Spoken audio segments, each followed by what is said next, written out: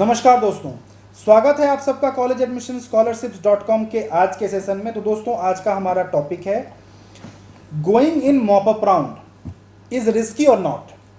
Mop up round में counselling करना risky है या नहीं है। काफ़ी कॉल्स आते हैं, इंक्वायरीज हैं, सर मॉप अप राउंड में जाना चाहिए कि नहीं जाना चाहिए, सर रिस्की तो नहीं हो जाएगा, सीट मिलेगा कि नहीं मिलेगा, मैं सेकेंड राउंड में ही सेटल हो जाऊं तो बेटर है क्या।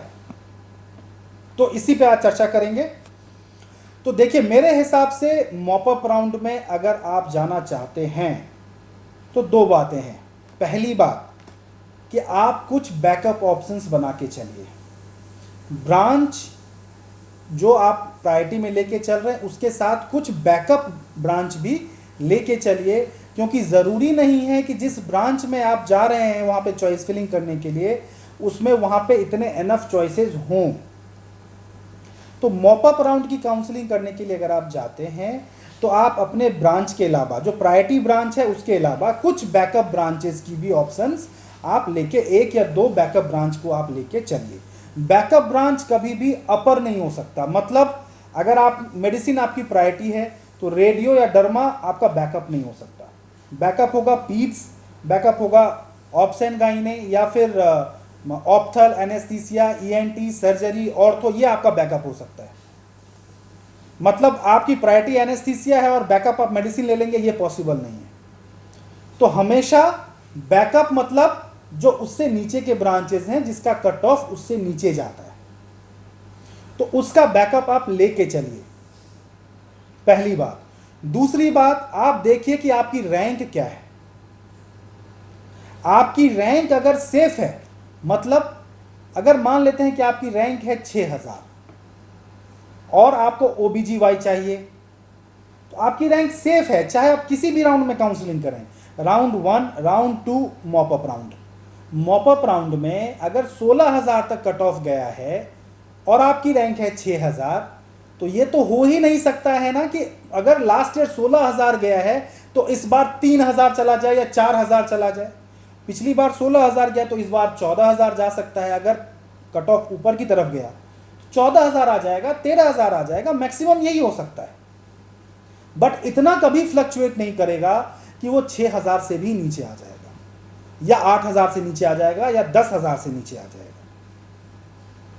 तो अगर आपका रैंक सेफ है तो आप मॉप अप राउंड में जा सकते हैं, बिकॉज सेकेंड राउंड में हो सकता है आपको इतना अच्छा कॉलेज ना मिले, या फिर अगर आपको कॉलेज मिल रहा है तो इतना अच्छा स्टेट ना मिले।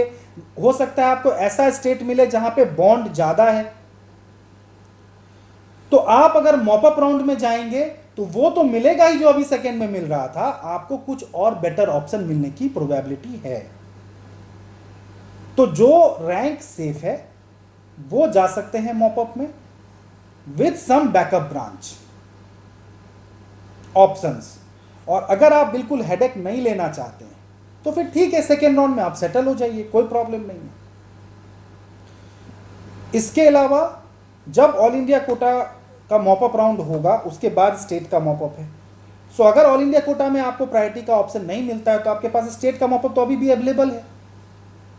तो कहने का मतलब यह है कि मॉप अप में जाना रिस्की तब है जब बिल्कुल बॉर्डर पे आप जाते हैं। अगर मान लेते हैं लास्ट ईयर 16000 रैंक तक किसी पर्टिकुलर ब्रांच का कट ऑफ गया है और आपकी रैंक है 17000, आप ये सोच रहे हैं कि लास्ट ईयर 16000 गया है तो इस बार 17 भी जा सकता है, बिल्कुल जा सकता है।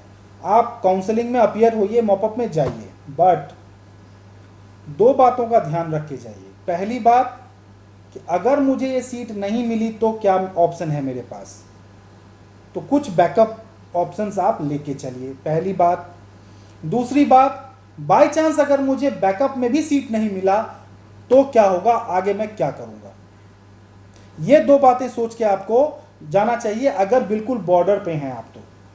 बहुत सारे ऐसे कैंडिडेट हैं जो मुझे कॉल करते हैं, स्ट्रे मॉपअप में उन्होंने देख लिया कि उनको 30,000 रैंक पे कोई सीट मिल गया है किसी कैंडिडेट को, बट स्ट्रे मॉपअप राउंड में कुल 4, 5, 10, 15 सीटें बचती हैं पूरे भारत में।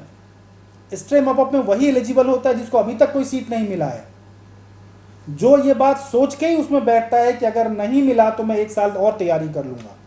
तो इस वजह से स्ट्रे मॉप अप राउंड के कट ऑफ पे ऊपर कभी भी ट्रस्ट मत करिए। इस बार किसी डिपार्टमेंट में कट ऑफ नीचे गया, अगले बार किसी और में चला जाएगा, आप कुछ नहीं कर सकते। अगर या तो आपने मान लिया है कि अगर मुझे मिलेगा स्ट्रे मॉप अप राउंड में तो ठीक, नहीं तो मैं तैयारी करूंगा, then it is best, okay, no problem.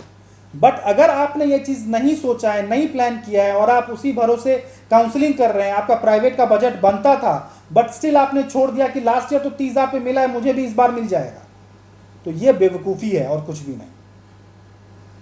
तो कहने का मतलब ये है कि mop up is risky at border rank. अगर आपका बॉर्डर पे रैंक है, ऐसा रैंक है कि मिल भी सकता है, नहीं भी मिल सकता है, तो बैकअप ब्रांच बना के चलिए, बैकअप प्लान्स बना के चलिए कि नहीं मिलेगा तो प्राइवेट में यहाँ चला जाऊँगा, वहाँ चला जाऊँगा, इस तरीके से काउंसलिंग को अप्रोच करिए। बट अगर आप सेफ हैं, आपकी रैंक लास्ट ईयर के कट ऑफ से कम 30-35% नीचे है, यानी लास्ट ईयर 13,000 गया है किसी ब्रांच में, इस बार आपका रैंक 10,000 है, तो डेफिनेटली आप जाइए, कोई टेंशन लेने वाली बात नहीं है। आपको वहाँ पे कुछ बेटर मिलने की पूरी पॉसिबिलिटी है। कुछ बैकअप ऑप्शन ज़रूर रखिए, उसकी ज़रूरत नहीं पड़ेगी लेकिन स्टिल लेके चलिए। तो इस वीडियो में बस इतना ही।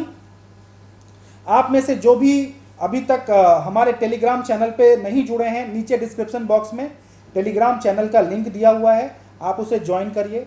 उस पर हम सारे नोटिफिकेशंस, अपडेट्स वगैरह डालते हैं, तो जो भी नोटिफिकेशंस आएंगे वो उस पर डाले जाएंगे। कोई भी आपकी क्वेरी हो, दिए गए नंबर पे संपर्क करें, हम आपके साथ आपकी जो भी क्वेरी होगी व्हाट्सएप पे आप क्वेश्चन लिख के भेज सकते हैं, मैं उसका रिप्लाई कर दिया करूंगा। पेड गाइडेंस लेना हो तो दिए गए नंबर पे संपर्क करके आप पेड गाइडेंस भी ले सकते हैं। रजिस्ट्रेशन से लेकर के और सीट अलॉटमेंट तक पूरी काउंसलिंग में हम आपको गाइडेंस प्रोवाइड करेंगे। और यही सारी चीज़ें होती हैं, कैसे आपको अप्रोच करना है, कितना रिस्क लेना है, कितना नहीं लेना है, राउंड 1 में क्या अप्रोच होना चाहिए, राउंड 2 में क्या, मॉपअप में क्या, तो यही सब चीज़ें हम आपको गाइड करते हैं। तो इस वीडियो में बस इतना ही, आगे और भी वीडियोज़ आप लोगों के लिए लाते रहेंगे। नमस्कार।